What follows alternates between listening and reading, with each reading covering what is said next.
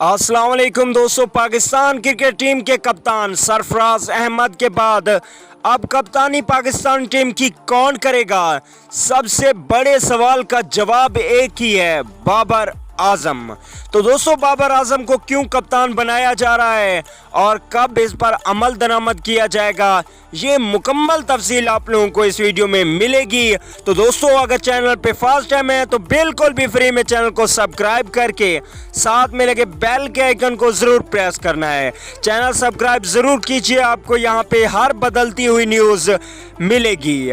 चलिए दोस्तों, बगैर कोई आपका कीमती वक्त ज़ाय किए आपको हकीकत से आगाह करते हैं कि पाकिस्तान क्रिकेट टीम के कप्तान सरफराज अहमद ने कोई अच्छी खातिर कारकर्दगी नहीं दिखाई।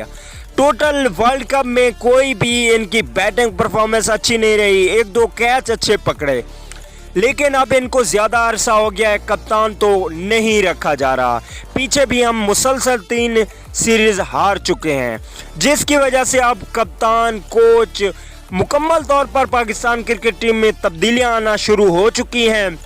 और ताज़ा तरीन न्यूज़ के मुताबिक मोहम्मद यूसुफ ने तजवीज़ दी है कि इमाद वसीम को कप्तान ना बनाया जाए, बल्कि उसकी जगह पे बाबर आजम को खिलाया जाए और कप्तान बनाया जाए, क्योंकि पाकिस्तान क्रिकेट टीम को ऐसे कप्तान की ज़रूरत है जो मुसलसल पाकिस्तान टीम का हिस्सा हो और क्रिकेट को समझता हो।